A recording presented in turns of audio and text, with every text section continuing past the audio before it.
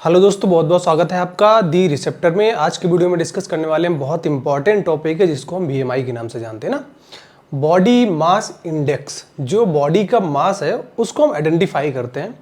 यहाँ पे किसी लैब टेस्ट की नीड नहीं है, किसी डॉक्टर की नीड नहीं है, किसी भी तरह का कोई डायग्नोस्टिक टूल की नीड नहीं है। हमें ना ही कोई ब्लड सैंपल लेना है, ना ही किसी के पास जाना है। सिंपल सा एक फॉर्मूला है, उसके सहायता से आप अपने शरीर में ये पता कर सकते हैं कि हमारी बॉडी ओवरवेट है, एक्सेस ओबेसिटी में है, या फिर नॉर्मल हेल्थी है, या फिर बहुत ज़्यादा आपका वेट एक्सट्रीम कम है ना। तो ये कुछ सिचुएशंस हैं, उनके बारे में डिस्कस करेंगे। तो जो आज का टॉपिक हमारा है BMI, this is body mass index. इसको थोड़ा सा प्रयास करेंगे समझने का। जैसा कि हमने आप पे लिखा हुआ है body mass index BMI, also known as BMI, ठीक है। ये एक तरह का क्या है, टूल है। ये क्या है, डायग्नोस्टिक टूल है जिसकी सहायता से हम पता करते हैं। अब देखिए यहाँ पे अगर हम सिंपली इसकी डिफिनीशन की बात करें तो this is a person's weight in kilogram, ठीक है, weight in kilogram divided by square of height in metres. Simple सा फॉर्मूला है कि जो हमारा वेट होगा वो किलोग्राम में होगा और उसको डिवाइड हम करेंगे मीटर स्क्वायर में, ठीक है। हाइट जो होगी सेंटीमीटर में होगी तो उसको कन्वर्ट कर लेंगे मीटर में। अभी हम पूरी चीज़ बताएंगे आपको सॉल्व करके ना। अब देखिए इसका सिंपल सा फॉर्मूला होता है कि बीएमआई को कैसे कैलकुलेट करें, कैसे निकालना है। तो बीएमआई इज इक्वल टू क्या होता है, बीएमआई इज इक्वल टू हमारा क्या होता है weight upon height metre square. तो भैया वेट तो मोस्टली आपका किलोग्राम में ही होगा, ठीक है। और अगर हाइट आपकी मीटर में निकाला है तो स्क्वायर हो जाएगा, और अगर आप सेंटीमीटर में निकाल रहे हो तो उसको हम सॉल्व करके बताएंगे आपको कैसे सॉल्व करना है। तो अगर हम मीटर की बात करें, इसके फॉर्मूला की बात करें तो बीएमआई इज इक्वल टू क्या होता है, weight upon height in metre square. Clear, जो हमारा हाइट होगा वो मीटर में होगा तो उसका स्क्वायर कर देंगे हम। अब देखिए एग्जाम्पल के माध्यम से हम प्रयास करेंगे समझने का। यहाँ पे हमने एग्जाम्पल लिया है कि जो आपकी हाइट है वो सेंटीमीटर में है ना, तो हमारा वजन कितना है 60 kg। एक पर्सन है जिसका हमने एग्जाम्पल लिया है तो उसका जो वजन है वो 60 kg है, ठीक है। अगर हम उसकी हाइट की बात करें तो हाइट उसकी है 150 सेंटीमीटर। यहाँ पे फॉर्मूले में था मीटर, यहाँ पे लेकिन आ रहा है सेंटीमीटर, ठीक है। हाइट को हमने किससे निकाला है, सेंटीमीटर से ना। तो उस पर्सन की जो हाइट है वो 152 सेंटीमीटर, 152 सेंटीमीटर है। अब देखिए बीएमआई का हमारा फॉर्मूला क्या था कि वजन, तो वजन कितना है हमारा 60 kg था, क्लियर। और जो हाइट थी वो 152 सेंटीमीटर, 152 सेंटीमीटर। अब सेंटीमीटर को हम कन्वर्ट करेंगे मीटर में। एक मीटर में आपके 100 सेंटीमीटर होते हैं ना, क्योंकि फॉर्मूले में मीटर दिया हुआ है। अब भैया 152 डिवाइडेड बाई 100, ठीक है, डिवाइडेड बाई 100 इसलिए किया है क्योंकि एक metre is equal to 100 centimetre. तो यहाँ पे आपका निकला 1.52 मीटर्स। ध्यान से समझना है क्या निकला यहाँ पे, 1.52 मीटर, और हमें फॉर्मूले में भी मीटर चाहिए। अब देखिए क्या हुआ, फॉर्मूले में हमारा है मीटर स्क्वायर। 60 kg हमारा वेट है तो एज सच वेट को हमने रख दिया। अब हमारा मीटर निकला है 1.52। अब इसको स्क्वायर करेंगे तो 1.52 इंटू 1.52 हमारा निकला है 60 अपान 2.31। 60 एज सच वैसा ही रहेगा, तो 60 बटे 2.31, क्योंकि दोनों का गुणा कर दिया हमने और मीटर स्क्वायर में चाहिए था, तो हमारा निकला है 60 डिवाइडेड बाई 2.31। अगर इसको हम कैलकुलेट करते हैं तो आता है हमारा 25.96। बीएमआई हमारी कितनी निकलती है, 25.96। अब देखिए जो बीएमआई ये निकली हुई है ये हमारी निकली है ओवरवेट। कैसे ओवरवेट निकली है वो आपको हम बताएंगे आगे, थोड़ा सा वीडियो और देख लीजिए। तो आई होप आपको, बहुत सिंपल फॉर्मूला है। कैसे हम ये पता करेंगे कि कौन सा पर्सन मोटा है, पतला है, नॉर्मल वेट है, या फिर बहुत ज़्यादा एक्सट्रीम वेट है। तो as per CDC, NIH, WebMD, Mayo Clinic, WHO ने एक कैटेगरी बना दी है, एक स्केल बना दिया है कि भैया BMI आपका इतने से इतने के बीच में आ रहा है तो ये सिचुएशंस होगी, और इतने से ज़्यादा हो रहा है तो आपको ये सिचुएशंस से सामना करना पड़ेगा। तो एक स्केल बना दिया गया है। वो स्केल हमारा क्या है जिसको हम बोलते हैं BMI कैटेगरी। मोस्टली जो कैटेगरी उसको है वो 5 पार्ट में डिवाइड किया गया है। तो जो पहला कैटेगरी है हमारी वो है हमारी अंडरवेट।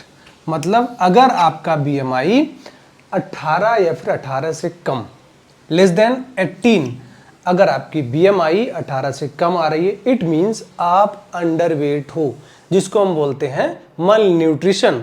आपकी बॉडी में कहीं ना कहीं जो आपका विटामिन्स मिनरल्स डिफिशियंसी हो सकता है, एनीमिया की दिक्कत हो सकती है, या आपको ऑस्टियोपोरोसिस की दिक्कत होती है, इनफर्टिलिटी की दिक्कत हो सकती है। मतलब अगर आपका वजन बहुत ज़्यादा कम है तो आपको वीकनेस, टायर्डनेस, फटीग वगैरह की बहुत सारी दिक्कतें आती रहती है ना। तो हम इस कैलकुलेशन से ये पता कर लेते हैं क्या आप रियल में अंडरवेट हो या फिर क्या है आपके शरीर का जो मास है वो कितना है ना। तो अगर BMI किसी की 18 से कम आ रही है, इट मीन्स उसका जो आइडियल वेट है उससे उसका वेट कम है, ठीक है। अब जो सेकेंडरी हमारा नॉर्मल वेट, सबसे अच्छी जो स्केल मानी जाती है वो नॉर्मल वेट ही माना जाता है। कितना माना जाता है? 18.5 टू 24.9। अगर आपका जो BMI है वो 18.5 टू 24.9 है तो इट मीन्स जो आपका बॉडी है बहुत अच्छा है, मीन्स जो आपका बॉडी मास है वो बहुत फिट है, और इसी को हम बोलते हैं नॉर्मल वेट। क्लियर। अब हम बात करेंगे तीसरे की। तीसरा पॉइंट हमारा है ओवरवेट, मतलब आपका वजन ज़्यादा हो रहा है।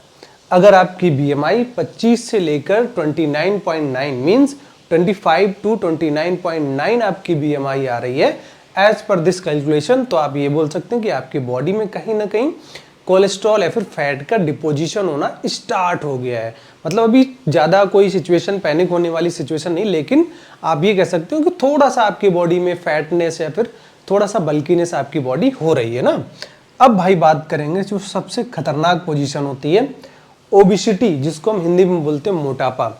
पूरा वर्ल्ड वाइड, पूरी हर ग्लोबली में बहुत दिक्कत आ रही है ओबिसिटी की, लोगों को मोटापा बहुत जल्दी आ रहा है ना। अगर किसी का BMI मोर देन 30 मतलब 30 से ज़्यादा है तो मीन्स इसका मतलब है कि आपकी बॉडी में मोटापा डिपोजिशन, फैट डिपोजिशन होना स्टार्ट हो गया है, आपकी बॉडी के ऑर्गन्स बल्कीनेस हो गया है, उनका मास बढ़ने लगा है। लेकिन एक सिचुएशन भैया इससे भी ज़्यादा खतरनाक है, जिसको हम बोलते हैं एक्सट्रीमली ओबीज। एक्सट्रीमली ओबीज सबसे खतरनाक सिचुएशन में आती है अगर आपका BMI इफ यू है BMI मोर देन 35, मतलब 35 से ज़्यादा BMI आ रही है। इस कैलकुलेशन से तो भाई बहुत बड़ी क्रिटिकल सिचुएशन है आपके सामने, आपके शरीर के सामने। कहीं ना कहीं आपको बहुत सारी बीमारियों का सामना करना पड़ेगा। अब थोड़ा सा हम ये समझ लें कि अगर किसी पर्सन का जो वेट है वो अगर एक्सट्रीमली ओबीज में आ रहा है तो क्या दिक्कतें हो सकती हैं। देखो सबसे पहले चीज़ें ये समझने की ज़रूरत है आपको कि जो आपका थर्ड से फोर्थ फिफ्थ है ना, थर्ड फोर्थ फिफ्थ, अगर थर्ड में आपका BMI आ रहा है तो बहुत ज़्यादा पैनिक होने की सिचुएशन नहीं है। आपको अपनी डाइट को मॉडिफिकेशन करना है, रनिंग करना है, फिजिकल एक्सरसाइज वगैरह करना है। तो अगर आप उसको रेगुलेट करते हो तो कहीं ना कहीं जो आपका थर्ड वाला है ओवरवेट आपका कंट्रोल हो सकता है ना। It's depend upon situations, like अगर जेनेटिक फैक्टर है तो हो सकता है थोड़ा सा आपको टाइम लग जाए। कुछ मेडिसिन भी होती हैं जो एंटी ओबेसिटी या फिर एंटी कोलेस्ट्रॉल होती हैं, कोलेस्ट्रॉल के लिए, बैड कोलेस्ट्रॉल के लेवल को कम करती हैं, तो भी आपके वजन को रिड्यूस करने में सहायता करती हैं। लेकिन प्रॉब्लम सबसे ज़्यादा तब स्टार्ट होती है जब कोई पर्सन ओबेसिटी और एक्सट्रीम ओबीज में चला जाता है। ओबेसिटी एंड एक्सट्रीमली ओबीज की प्रॉब्लम में क्या होता है, सबसे बड़ी दिक्कत होती है हृदय संबंधी रोग या फिर जिसको हम बोलते हैं कार्डियोवैस्कुलर सिस्टम कॉम्प्लिकेशंस।